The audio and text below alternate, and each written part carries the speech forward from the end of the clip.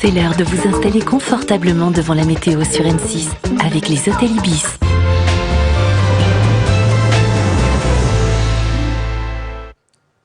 Bonsoir, ce volcan péruvien est entré en éruption en début de semaine, dégageant dans le ciel un immense nuage de cendres. Ces images sont filmées de près par une équipe de scientifiques du Pérou. Son activité ne cesse de s'intensifier avec déjà 5 explosions recensées et les dégagements de cendres sont dus à l'infiltration de neige dans le cratère. Le pays connaît en effet les plus importantes chutes de neige de ces 10 dernières années. Une colonne de fumée de 2000 mètres de haut s'élève dans le ciel. Le volcan, qui se situe à 4270 mètres d'altitude, est considéré comme le plus actif du pays. Revenons chez nous, le temps a changé radicalement aujourd'hui. On est passé quasiment de l'été à l'automne avec le retour des nuages et de la fraîcheur. En effet, après les fortes chaleurs de ces derniers jours, le mercure retrouve tout doucement des valeurs de saison. En se décalant, la zone de haute pression qui nous protégeait des perturbations a laissé passer un front pluvieux associé à une dépression centrée en mer du Nord et que l'on voit s'étendre de la Norvège au nord de l'Espagne. Résultat, demain matin, la dégradation va s'étirer de la Champagne-Ardenne aux Pyrénées. On observera par endroits de bonnes précipitations, parfois orageuses, à l'avant de la région Rhône-Alpes, à la Provence. Le soleil va résister alors qu'on attend des averses orageuses en Alsace et en Franche-Comté.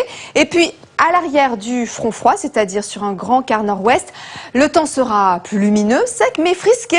On ne dépassera pas les 9 degrés du côté de Brest, 12 à Cherbourg, alors que le mercure atteindra les 21 degrés près de la Méditerranée. Prévoyez 14 à Paris. En fin de matinée, la perturbation va stagner car elle est freinée par les hautes pressions. On la retrouvera de la Champagne-Ardenne au sud-ouest. Si vous voulez du soleil, il faut prendre la direction de la baie de Somme jusqu'à la Bretagne, mais également sur les Pays de la Loire et le Poitou-Charentes. Mais le fond de l'air sera frais. Le soleil restera présent sur la Côte d'Azur et la Corse. Au fil des heures, ce sera la même chose. On aura toujours des précipitations orageuses du sud-ouest au nord-est.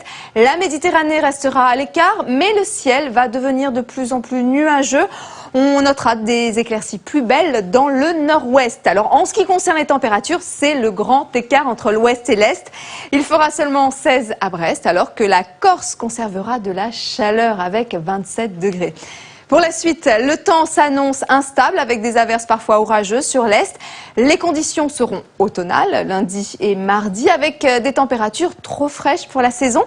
Et puis pour les jours qui suivent, tout le monde sera logé à la même enseigne mercredi et jeudi avec de nombreux passages nuageux, voire des averses. Seul le sud-est conservera du soleil. Et puis pour vendredi, le temps va s'améliorer par le sud avec des températures qui resteront de saison. Ce soir, retrouvez le match Géorgie-France. La qualification des Bleus pour la prochaine Coupe du Monde est en jeu.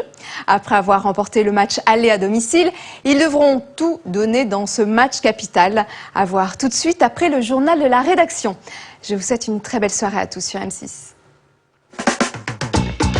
C'était la météo sur M6 avec les hôtels Ibis.